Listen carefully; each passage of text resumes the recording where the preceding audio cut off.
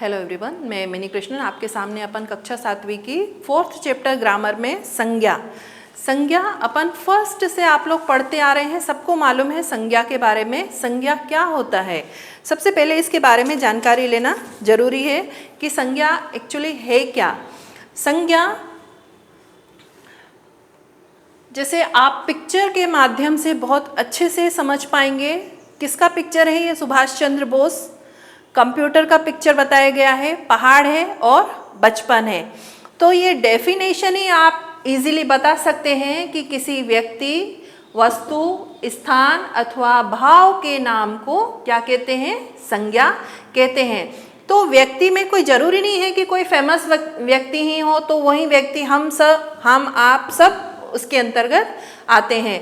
तो ये हमारे सामने सुभाष चंद्र बोस हैं, कंप्यूटर का पिक्चर बताया गया है, पहाड़ है और भाव में बचपन। तो ये हमारी डेफिनेशन बन जाती है संज्ञा की कि किसी व्यक्ति, वस्तु, स्थान अथवा भाव के नाम को क्या कहते हैं? संज्ञा कहते हैं। इसके बाद में आगे है, जैसे ऊपर दिए गए शब्दों में सुभाष चंद्र बोस व्यक्ति का नाम, कंप्यूटर वस्तु का नाम, पहाड़ स्थान का नाम तथा बचपन भाव का नाम है। अतः ये सभी नाम क्या है? संज्ञा हैं। तो ये डेफिनेशन है, किसी व्यक्ति, प्राणी, वस्तु, स्थान अथवा भाव के नाम को क्या कहते हैं? संज्ञा कहते हैं। वाक्य में संज्ञा शब्द निम्नलिखित कार्य करते हैं। जैसे रोहन आ गया। रोहन कौन है? करता है, कोई कार्य कर रहा है, वो आया मीन्स उसने कोई कार्य किया, तो ये क्या है? रोहन कर्ता के अंतर्गत आएगा। अब कर्म क्या है? रोहन पुस्तक पढ़ रहा है मीन्स वो एक कार्य कर रहा है। क्या कर रहा है वो? रोहन पुस्तक पढ़ रहा है, तो ये कर्म के अंतर्गत आएगा। इसके बाद में पूरक। रोहन एक अध्यापक है मीन्स एक टीचर है, तो इसके वो पूरक के अंतर्गत आएगा। इसके बाद में संज्ञा के मुख्यतः 3 भेद होते हैं। ये वेरी इंपॉर्टेंट है। सबसे पहले तो डेफिनेशन आनी चाहिए आपको। इसके बाद में संज्ञा के कितने भेद होते हैं? तो संज्ञा के मुख्यतः 3 भेद होते हैं। फर्स्ट है व्यक्तिवाचक संज्ञा, सेकंड है जातिवाचक संज्ञा एंड थर्ड है भाववाचक संज्ञा। अब सबसे पहले हम व्यक्तिवाचक संज्ञा देखते हैं। जिन संज्ञा शब्दों से किसी विशेष व्यक्ति, वस्तु अथवा स्थान के नाम का बोध होता है उन्हें व्यक्तिवाचक संज्ञा कहते हैं। क्या बोला गया है? किसी विशेष व्यक्ति, वस्तु अथवा स्थान के नाम का बोध होता है, वो किसके अंतर्गत आता है? व्यक्तिवाचक संज्ञा के अंतर्गत आता है। अब आप देख रहे हैं यहाँ पे कि पिक्चर के माध्यम से फर्स्ट क्या बताया है? गंगा हिमालय से निकलती है, आप सभी को मालूम है। सेकंड पिक्चर आप देख के बता सकते हैं कि महात्मा गांधी का सभी आदर करते हैं, और थर्ड पिक्चर में ये रागिनी पढ़ रही है। इसके बाद में इन वाक्यों में गंगा नदी एक विशेष नदी है मीन्स बहुत फेमस है, और इसके बाद में पर्वत जो बताया गया है अपन को, हिमालय पर्वत, ये एक विशेष पर्वत है, और महात्मा गांधी सभी आप जानते हैं, और रागिनी एक बच्ची है जो कि पुस्तक पढ़ रही है। तो आप एग्जाम्पल देके इस तरह से आप बता सकते हैं। इसके बाद में सेकंड आता है जातिवाचक संज्ञा।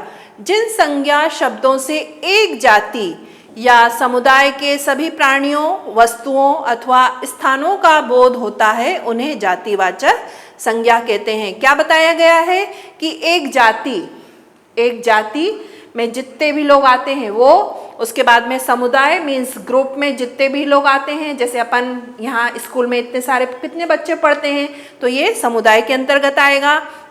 सभी प्राणी लोग और वस्तु अथवा स्थान का बोध होता है उन्हें जातिवाचक संज्ञा कहते हैं। अब आप पिक्चर के माध्यम से देखेंगे कि आपको एक से ज्यादा चिड़िया उड़ती हुई दिख रही है, तो ये एक समुदाय है ना। इसके बाद में बच्चा खेल रहा है, इसके बाद में गाय, तो पक्षी उड़ रहे हैं, बालक खेल रहा है और गाय दौड़ रही है। तो इन वाक्यों में पक्षी, बालक और गाय किसी विशिष्ट व्यक्ति या वस्तु की ओर संकेत न कर पूरी जाति की ओर संकेत कर रहे हैं, अतः ये शब्द जातिवाचक संज्ञा के अंतर्गत आएंगे। इसके बाद में थर्ड है भाववाचक संज्ञा।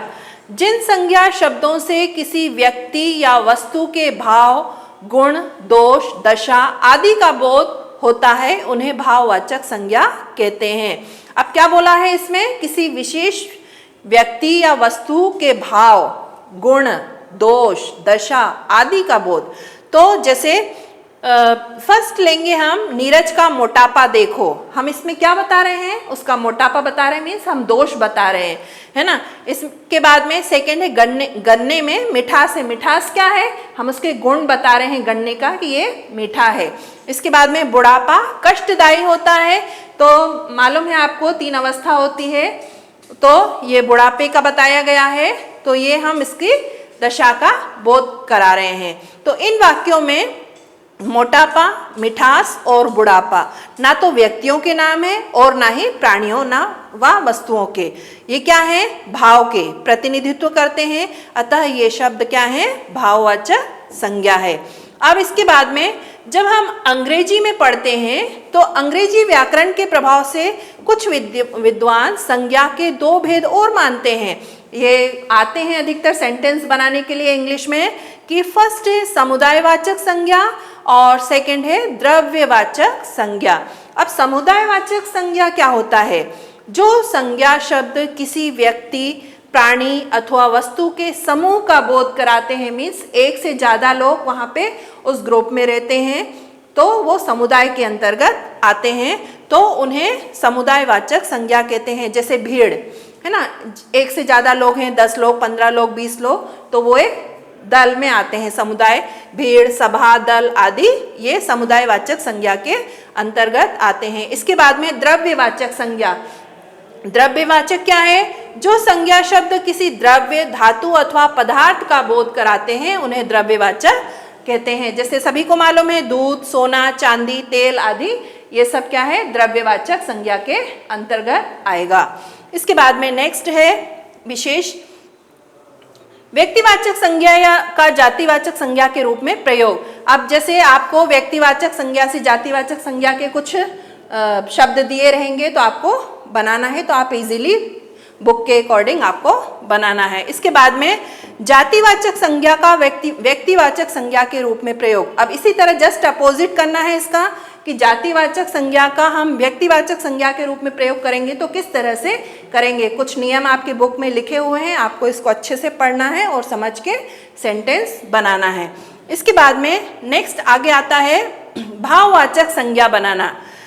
भाववाचक संज्ञाएं 5 प्रकार से बनाई जाती है। जातिवाचक संज्ञा शब्दों से, सर्वनाम शब्दों से, विशेषण शब्दों से, क्रिया शब्दों से और अव्यय शब्दों से। तो ये कुछ आपके बुक में ये चार्ट इस तरह से दिया हुआ है कि जातिवाचक से जब हम भाववाचक बनाते हैं तो उसको किस तरह से बनाना है और आप लोग इजीली बना लेते हैं। जैसे जातिवाचक में मैंने दिया है आपको मित्र, और मैंने कहा आपको इसको भाववाचक में चेंज करना है, तो आप क्या लिखेंगे इसके आगे? मित्रता। तो इसी तरह से बहुत सारे हैं इसके आपकी बुक में, तो ये आपको बनाना है। इसी तरह से सेकंड सर्वनाम से, जैसे सर्वनाम शब्द दे दिया एक जगह और एक तरफ दिया है भाववाचक संज्ञा, जैसे आपका, आपा। इसी तरह से विशेषण शब्दों से, जैसे लंबा तो लंबाई। इसके बाद में आगे क्रिया शब्दों से लिखना का लिखाई। इसके बाद आगे अव्यय शब्दों से भाववाचक संज्ञा बनाना, शीघ्र से शीघ्रता। तो ये सारे आपको आपकी बुक में सारे दिए हुए हैं, आपको बहुत अच्छे से समझना है और पढ़ना है और अपनी कॉपी में इसको नोट करना है। इसके बाद में नेक्स्ट है किसी व्यक्ति, प्राणी, वस्तु, स्थान अथवा भाव के नाम को संज्ञा कहते हैं। संज्ञा की डेफिनेशन हो गई। इसके बाद में संज्ञा के कुल 5 भेद होते हैं: व्यक्तिवाचक संज्ञा, जातिवाचक संज्ञा, भाववाचक, समुदायवाचक और द्रव्यवाचक। इसके बाद में नेक्स्ट है व्यक्तिवाचक संज्ञा की डेफिनेशन, इसके बाद में जातिवाचक की, इसके बाद भाववाचक की, समुदायवाचक की और द्रव्यवाचक की। इसके बाद में आप अभ्यास देखेंगे। अभ्यास में आपको PDF में वैसे बता दिया गया है, फिर भी आप एक बार देख लीजिए कि किसी व्यक्ति, प्राणी, वस्तु, स्थान अथवा भाव के नाम को क्या कहते हैं? संज्ञा कहते हैं। और सेकंड है जो संज्ञा शब्द किसी व्यक्ति, प्राणी अथवा वस्तु के समूह का बोध कराते हैं उन्हें क्या बोलते हैं हम? समुदायवाचक संज्ञा। इसके बाद में थर्ड है भाववाचक संज्ञाएं कितने प्रकार से बनाई जाती हैं? तो 5 प्रकार से बनाई जाती है, मैंने जस्ट आपको अभी नाम बताया। इसके बाद में तपस्वी शब्द से बनी भाववाचक संज्ञा शब्द है, मैंने अभी आपको चार्ट बताया, इसमें आपको तपस्वी का तप है ना, तप से तपस्वी बनेगा। इसके बाद में क्वेश्चन है, तो ये सारे आपको बुक की मदद से करना है। इसके बाद में क्वेश्चन नंबर 3, 4, 5 एंड 6 ये PDF में आपको बता दिया गया है, आप लोग उससे कॉपी में लिखकर नोट करेंगे। तो बच्चों आज के लिए चैप्टर हमारा यहीं पर कंप्लीट होता है, अगला चैप्टर अपन अगली कक्षा में कंटिन्यू करेंगे। Thank you.